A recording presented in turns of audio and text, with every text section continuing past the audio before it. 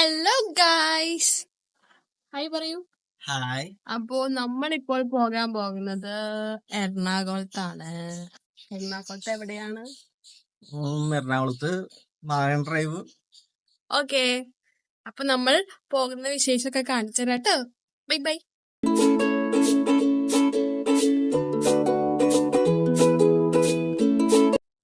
അപ്പൊ ഇൻട്രോയില് പറഞ്ഞ പോലെ തന്നെ നമ്മൾ എറണാകുളത്തേക്ക് തന്നെ വന്നിരിക്കുന്നത് വേറെ എവിടെയല്ല, മറൈൻ ഡ്രൈവിലുള്ള ഒരു ഡോം തിയേറ്റർ കാണാനായിട്ട് നമ്മൾ വന്നിരിക്കുന്നത് കേട്ടോ. നമ്മളെ പ്ലാൻ എന്ന് പറഞ്ഞാൽ ചുമ്മാ ഒരു റൈഡായിരുന്നു. പക്ഷേ അവിടെ ഒന്ന് അങ്ങനെ ഒരു എക്സ്പോ കണ്ടപ്പോൾ ജസ്റ്റ് ഒന്ന് കയറി കാണാമെന്ന് വിചാരിച്ചു. അപ്പോൾ ഇക്കാക്കാടെ പെങ്ങളുടെ ഹോസ്റ്റൽ അവിടെ അടുത്ത് തന്നെ ആയതുകൊണ്ട് അവളെയും കൂടി വിളിച്ചിട്ടുണ്ട്. അങ്ങനെ ഞങ്ങൾ 3 പേരും കൂടി ആട്ടോ പോയത്.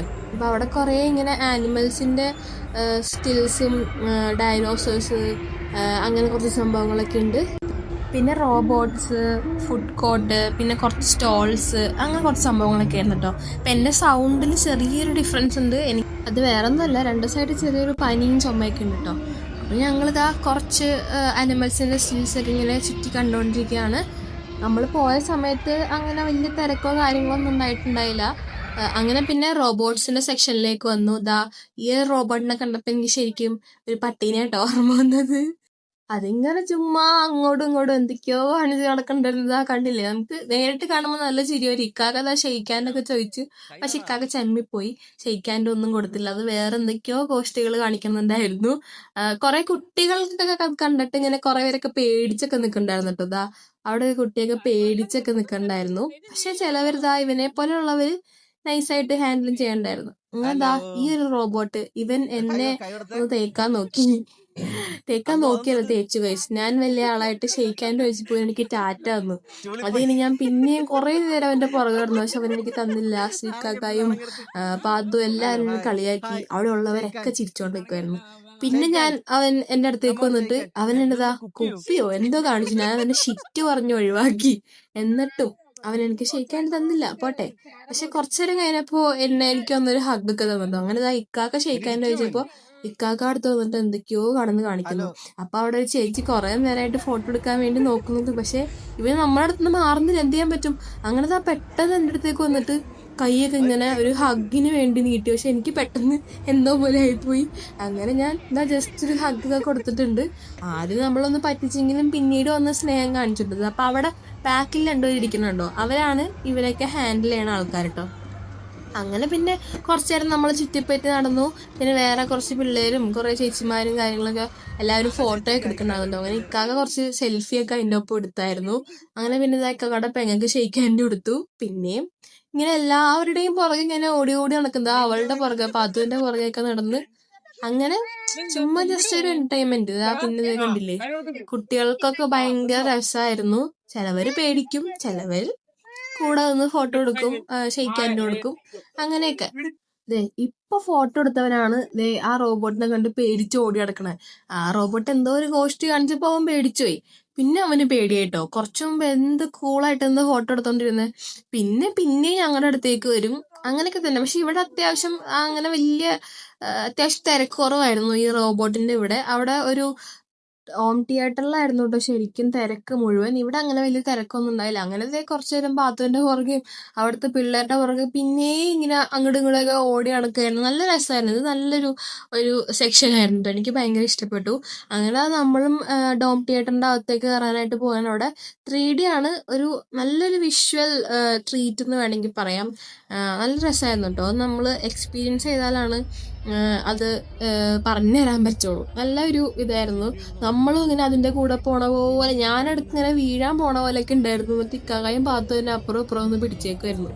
അപ്പൊ ഇതിന്റെ അകത്ത് ഈ ഡോം തിയേറ്ററിന്റെ അകത്ത് കയറാനായിട്ട് നമ്മൾ ബാക്കിയുള്ള സെക്ഷൻ പോലെയല്ല, കുറച്ചു നേരം ഒന്ന് ക്യൂ നിൽക്കണ്ടായിരുന്നു. കാരണം എനിക്ക് തോന്നുന്ന ഒരു 10-30 പേരെയൊക്കെയാണ് അറ്റ് എ ടൈം ഇതിനകത്ത് കയറ്റുള്ളൂ. അപ്പൊ നമ്മളിങ്ങനെ അവിടെ സീറ്റിങ്ങും കാര്യങ്ങളൊന്നുമില്ല, നമ്മളവിടെ നിൽക്കുക ചെയ്യുക. അപ്പോൾ നല്ല അടിപൊളി ഒരു വിഷ്വൽ ട്രീറ്റ് തന്നെ ആയിരുന്നു.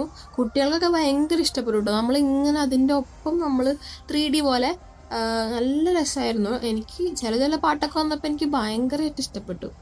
അപ്പോൾ ഞങ്ങൾ കണ്ടത് നിങ്ങളും കൂടി ഒന്ന് കണ്ടു നോക്കൂ. നമ്മൾ നേരിട്ട് പോയ എഫക്റ്റ് ഒന്നും ഇല്ല, എന്നാലും ജസ്റ്റ് കണ്ടോളൂ.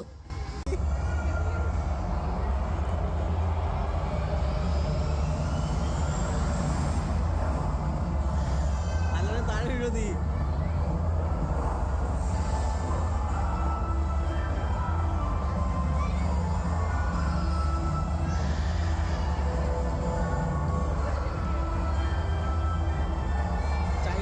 ചൈന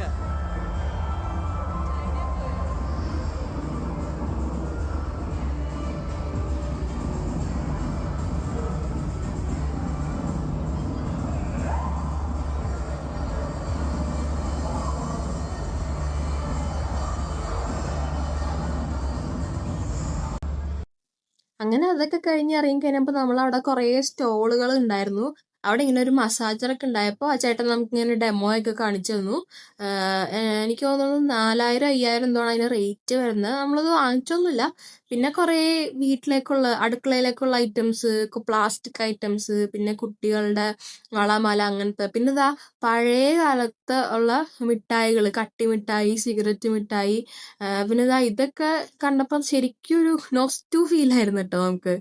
അപ്പൊ അതിൽ നിന്ന് കട്ടിമിഠായി, പിന്നെ ഇതിൽ നിന്ന് 2 ഐറ്റംസ് എന്തോ എനിക്ക് തോന്നുന്നു ഇക്കാക്കയുടെ പെങ്ങള് വാങ്ങിച്ചിട്ടുണ്ടായിരുന്നു. പിന്നെ നമ്മുടെ കളർ മിഠായി, ജെംസ് പോലത്തെ ജീരക മിഠായി, അങ്ങനെ എല്ലാം നമ്മൾ ഭയങ്കര ഒരു നൊസ്റ്റു ഫീലിലാണ് ഇങ്ങനെ നോക്കുന്നത്. ഇത് ഇങ്ങനെ നമ്മള് പമ്പരം പോലെ താഴത്തേക്ക് എറിയണ ഒരു മിഠായി, അതൊക്കെ കണ്ടപ്പോ നമുക്ക് കുറെ നാളെ കണ്ടിട്ട്. പിന്നെ അച്ചാറുകള്, ഈ ഒരു സാധനം ഞാൻ കുറെ നാളായിട്ട് അന്വേഷിച്ച് നടക്കണം. നമ്മുടെ ഇയർ മഫിൻസ് ഇല്ലേ, അതായത് എനിക്ക് ഭയങ്കര ഇഷ്ടപ്പെട്ടു. 150 രൂപ ഉണ്ടായിരുന്നുള്ളൂ. പക്ഷെ അപ്പൊ എന്തോ എനിക്കത് വാങ്ങിക്കാൻ തോന്നിയില്ല. അങ്ങനെ ഞങ്ങൾ 3 പേര് ട്രൈ ചെയ്തു കേട്ടോ. നല്ല രസമായിരുന്നു. കാക്ക വേണമെന്ന് ചോദിച്ചെങ്കിലും എനിക്കെന്തോ അപ്പൊ വാങ്ങിക്കാൻ തോന്നിയില്ല. അങ്ങനെ നമ്മളത് വാങ്ങിച്ചില്ല. പിന്നെ ഗെയിംസ് കാര്യങ്ങളെ, ഒരു ഗെയിമിന് 50 രൂപ കേട്ടോ. 50 രൂപ കൊടുത്തിന് 6 റിങ് നമുക്ക് എറിയാനായിട്ടുള്ള ചാൻസ് ഉണ്ട്. പക്ഷെ ഇക്കാക്ക 2-3 തവണ എറിഞ്ഞപ്പോ പകുതി റിങ് വീണു. പക്ഷെ ഫുള്ളായിട്ട് വീണാൽ മാത്രമേ അവർ തരത്തുള്ളൂ. ഞാനും പാത്തു എറിഞ്ഞിട്ട് ഒന്നുമേ വീണില്ല. അത് പിന്നെ നമുക്കറിയാം. എന്നാലും ജസ്റ്റ് 6 റിങ് ഉണ്ടല്ലോ എന്ന് ഓർത്ത് നമ്മള് എറിഞ്ഞു നോക്കിയതാട്ടോ. ഇക്കാക്ക ആ ഒരു ഫ്രൂട്ടിയിലൊക്കെ എറിഞ്ഞപ്പോ അതിന്റെ പകുതി വീണു. പക്ഷെ അവര് പറഞ്ഞു ഫുള്ള് വീണാലേ കിട്ടത്തുള്ളൂ എന്ന് പറഞ്ഞു. അതുകൊണ്ട് നമുക്ക് അങ്ങനെ ഒന്നും കിട്ടിയിട്ടില്ല. പിന്നെ ഇക്കാക്കാരുടെ സന്തോഷത്തിന് പിന്നെയും എറിഞ്ഞുകൊണ്ടിരിക്കുന്നു. അങ്ങനെ ഒരു 3-4 ഫാമിലി ഗെയിംസ് ആണ് അവിടെ ഉണ്ടായത്. എല്ലാത്തിനും 50 രൂപ കേട്ടോ.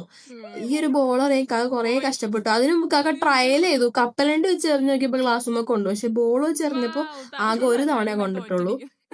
3 ബോളാണ് നമുക്ക് കിട്ടുക. ആ 3 ബോളിൽ ഫുള്ള് ഗ്ലാസ് കളയണം. അങ്ങനെ ഒരു ബോൾ അയാള് ചുമ്മാ എക്സ്ട്രാ എറിയാൻ വേണ്ടി കൊടുത്തിട്ടോ. ആ ഒരു കാക്കയുടെ ഒരു വിഷമം കണ്ടിട്ട്.